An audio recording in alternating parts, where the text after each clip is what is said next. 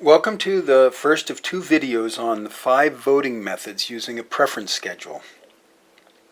So first you have to know what a preference schedule is. So for an example, let's say that you know that among a group of 5th graders, their favorite superheroes are Spider-Man, Elastigirl, and Iron Man.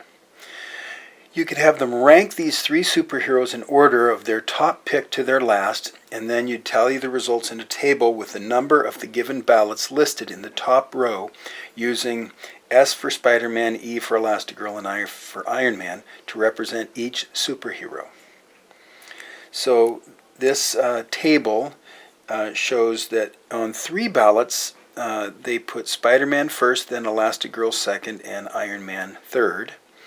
Let's go over here and say on these 4 ballots, Elastigirl was first, Iron Man was second, and Spider-Man was third. And 7 ballots had Iron Man first, then Spider-Man, then Elastigirl. And you can see that displays all the possible possibilities there. So let's look how many ballots there were. There were 3, 6, 9, and 8 is 17, 4 is 21, 7 is 28, and 3 is 31. So there were 31 ballots, or 31 valid votes in that.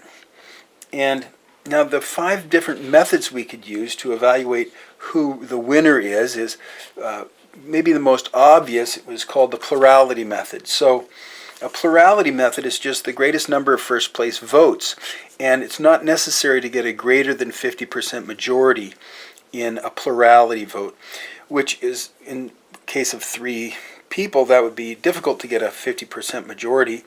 In the case of 31, a person would have to get 16 first place votes to get more than 50%. That's greater than 50%. And with 3 different candidates, that's not always very reasonable, actually. So just the plurality is you just have to get more than everybody else. The second method is the instant runoff voting, and that's where you take the last place person, that's the person with the fewest first place votes, and you remove them from the schedule, from the preference schedule, and then everybody else gets moved up, and then you kind of reassess what would have happened if that candidate was removed. Now, in the instant runoff voting, or the IRV, the winner has to have a greater than 50% majority of first place votes. And so if there's several candidates, you may end up removing the last place candidate, and then you may not have a greater than 50% majority, and you might have to repeat that until you remove enough candidates where, obviously, if it's down to 2 candidates, you'd have a greater than 50% majority when you're done, unless, of course, there was a tie. The other third way of doing this is the Condorcet winner, and a Condorcet winner is the winner of all head-to-head races. Now, it's not very hard when there's 3 candidates. There's only 3 different possibilities. You could have, Spider-Man versus Elastigirl. You'd have Spider-Man versus Iron Man, and you'd have Elastigirl versus Iron Man. That's only 3 different head-to-head races. But if there were 4 candidates, you'd end up actually having 6 head-to-head races. If there were 5, you'd have 10 to evaluate. It doesn't take too long, but basically it's the more candidates, the lot more head-to-head races you'll have.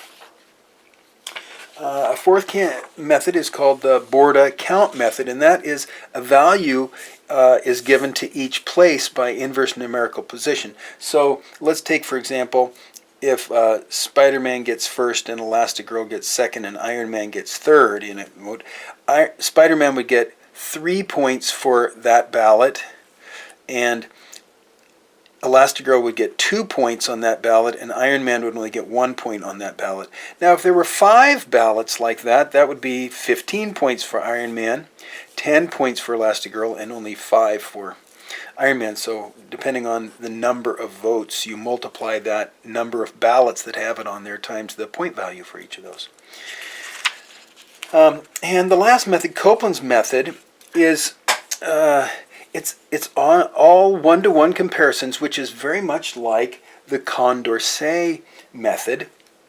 But the Condorcet method, the person has to win every single head-to-head vote.